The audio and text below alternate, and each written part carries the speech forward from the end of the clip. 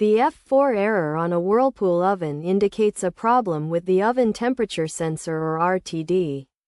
This issue can be caused by a shortened oven sensor, routine system failure, or an improper power source.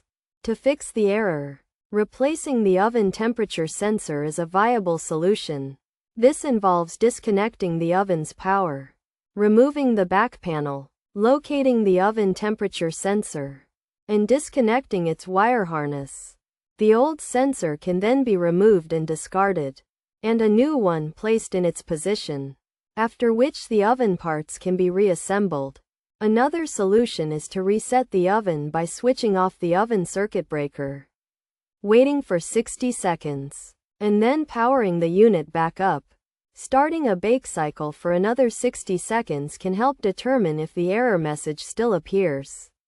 Additionally, checking the power source and ensuring it is connected to a clean electricity supply, rather than sources like generators, can also resolve the issue.